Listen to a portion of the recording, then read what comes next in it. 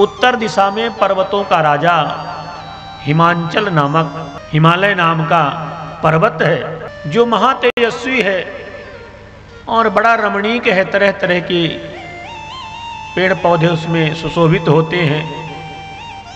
गंगा का उद्गम स्थान है हिमालय। हिमालय की तराई से गंगा प्रवाहित होती है। सुंदर सुंदर जीवधारी वहां पर रहते हैं। जिस भूमि में जाने से सहज ही मन में भजन करने की प्रेरणा उत्पन्न होने लगती है, सहज में ही समाधि लग जाती है। जहां बड़े बड़े ऋषि मुनि निरंतर योग साधना करते रहते हैं, ऐसे साधना का क्षेत्र है वह हिमालय। वहां तप करने की अनायास इच्छा होने लगती है। उस पर्वत के मन में एक बार अचानक ब्याह करने की इच्छा जागृत हो गई। तस्मिन अवसरे देवा स्वार्थमाचिंत कृतस्नुषः ऊचु पितरन समागत्यम दिव्यान प्रीत्या मुनीश्वर। हिमांचल को अपने विवाह की इच्छा हुई कि मैं भी विवाह करूं, मेरा भी गृहस्थ जीवन हो, पुत्र हो पौत्र हो। गृहस्थो सरसो लोके पुत्र पौत्र समन्विता। गृहस्थ जीवन बड़ा अच्छा जीवन होता है, सरस जीवन होता है, पुत्र और पौत्र होते हैं। मन में जब इच्छा हुई तो वहां देवता लोग भी उपस्थित थे। देवताओं ने सोचा कि काम बन गया, तो तुरंत देवता लोग भागे भागे पितरों के पास गए। देवता लोग पितरों के पास गए और पितरों से कहा, सर्वे श्रुतनो वाक्यम पितरः प्रीतमानसा कर्तव्यम तथैवासुदेव कार्ये सबो यदि। हे पितृगण, आप मेरी बात को ध्यान पूर्वक सुनिए। जो मैं कहने जा रहा हूं, इस समय हिमांचल राजा की इच्छा ब्याह के लिए हुई है, तो आपकी जो बेटी है मेनका नाम की जो ज्येष्ठ पुत्री प्रसिद्ध है, वह मंगल रूपिणी है। आप अपनी पुत्री का ब्याह हिमांचल के साथ कर देंगे तो बहुत सारे कार्य बन जाएंगे। देवताओं के भी कार्य बन जाएंगे, आप लोगों के भी कार्य बन जाएंगे। देवताओं के दुख का निवारण होगा। मैना का विवाह है हिमांचल से करने के लिए जब प्रस्ताव रखा तो पितरों ने सहर्ष स्वीकार कर लिया।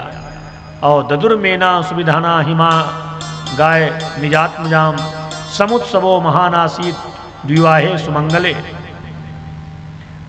पितरों ने अपनी शुभ लक्षणा कन्या का विवाह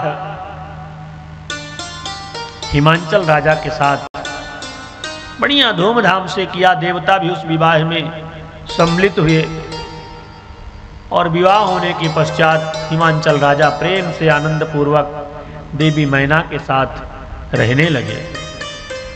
मेनया ही हिमागस्यम सुविवाहो मुनीश्वर प्रोक्तो में सुगदा प्रीता किम भूया श्रोतुमिच्छति। जो इस मेनका के विवाह को श्रवण करता उसके सारे अमंगल नष्ट हो जाते हैं। नारद, तुमने पूछा था मेनका के विवाह के विषय में तो हमने कह दिया। तब नारद जी महाराज पूछते कि हे महाप्राज्ञ, मेनका की उत्पत्ति कैसे हुई आपने तो बताया नहीं, और मेनका का वंश आगे कैसे चला यह भी बताने की कृपा करिए। इतना सुनकर के ब्रह्मा जी बताते हैं कि हे नारद, आपने पूर्व में सुना ही है कि मेरे पुत्र हैं दक्ष प्रजापति। महाराज दक्ष मेरे पुत्र हैं, और दक्ष ने जब संतान उत्पन्न किया तो पहले 10,000 पुत्र उत्पन्न किए, जिनको नारद जी ने महात्मा बना दिया। फिर 1,000 पुत्र किए, उनको भी नारद जी महाराज ने महात्मा बना दिया अपने ज्ञान उपदेश से। तब दक्ष प्रजापति ने 60 कन्याओं को उत्पन्न किया। अपनी पत्नी से 60 कन्याएं उत्पन्न की और उन्होंने कन्याओं का विवाह कश्यप आदि ऋषियों के साथ प्रेम से किया। और स्वधा नाम की कन्या उन्होंने पितरों को ब्याहा था दक्ष प्रजापति ने, और सती नाम की कन्या को भगवान शंकर से ब्याहा था। तो जो पितरों की स्वधा नाम की कन्या जो पितरों को ब्याहा था, तो स्वधा से 3 कन्याएं पैदा हुई। एक तो मैना, दूसरी धन्या और तीसरी कलावती।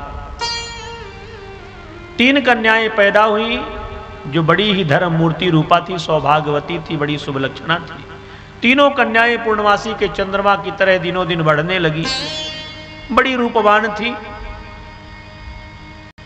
बड़े बड़े लोग ऋषि मुनि देख करके उनको मोहित हो जाते थे, इतनी रूपवान थी तीनों कन्याएं। विघ्नों का हरण करने वाली थी, मंगल को देने वाली थी। एक बार वो तीनों कन्याएं समय पाकर के भगवान विष्णु के यहाँ श्वेत द्वीप में भगवान विष्णु के यहाँ जाती हैं। भक्ति पूर्वक भगवान विष्णु को प्रणाम किया और वहां उत्सव चल रहा था तो बैठ जाती हैं। ऐसा करते बहुत समय व्यतीत होता है। ठीक उसी समय सनक सनंदन सनातन सनत कुमार भी वहीं पहुंचते हैं। देवताओं के यहाँ, भगवान विष्णु के यहाँ। और जब सनकादिक कुमार गए, उनके तेज को, उनकी तपस्या को देख करके जितने भी लोग वहां बैठे थे सब खड़े हो गए। देवता भी उनका खड़े होकर के स्वागत किया सनकादिक कुमारों का, क्योंकि लोग वंदित हैं। पर भगवान शिव की माया से मोहित होकर के तीनों कन्याएं ज्यों की त्यों अपने आसन में बैठी रही, ये हिली डुली नहीं। और ना ही इन्होंने वाणी से भी उन ऋषियों का स्वागत किया। शिव जी की माया बड़ी प्रबल है। शिव जी की माया से मोहित होकर के उन ऋषियों को क्रोध आ गया। ऋषियों ने देखा कि सारे लोगों ने हमारा स्वागत किया खड़े होकर के, पर ये कन्याएं बैठी हैं।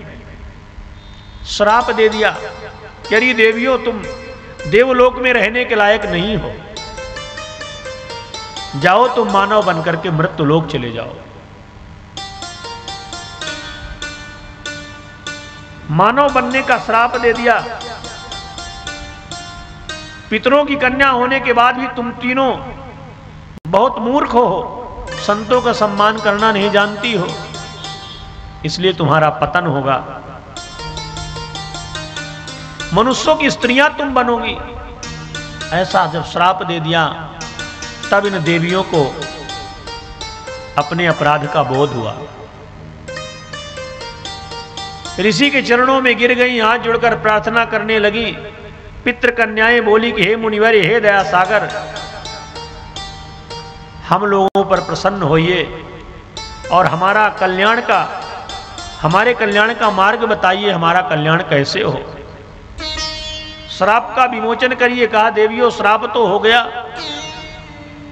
पर तुमने क्षमा याचना मांगी है। तो सनत कुमारों ने कहा कि इतना जरूर होगा कि तुम मानव की स्त्रियां तो बनोगी मृत्युलोक में जाकर के, पर हे मैना, तुम हिमालय की पत्नी बनोगी और तुम्हारे कोख से साक्षात आदि शक्ति पार्वती प्रकट होगी, जिसके कारण तुम्हारा उद्धार हो जाएगा, तुम्हारा कल्याण हो जाएगा। और दूसरी जो धन्या है, धन्या को कहा कि हे देवी, तुम महाराज जनक की पत्नी बनोगी। विदेह नगर में जाकर के तुम महाराज जनक की पत्नी बनोगी और तुम्हारे यहां साक्षात लक्ष्मी स्वरूपा पुत्री प्राप्त होगी, जिसका नाम होगा सीता। उसी के कारण तुम्हारा कल्याण होगा। और हे कलावती, तुम सबसे छोटी हो, तुम वृषभानु की पत्नी बनोगी और तुम्हारे यहां साक्षात आदि शक्ति राधा का प्राकट्य होगा, उन्हीं के द्वारा तुम्हारा कल्याण होगा। इस प्रकार श्राप का समाधान मैना, धन्या और कलावती, ये सुधा की पुत्रियां हैं। वृषभानस्य वैश्यस्यो कनिष्ठा च कलावती, भविष्यति प्रिया राधा तत्सुता द्वापरान्ततः।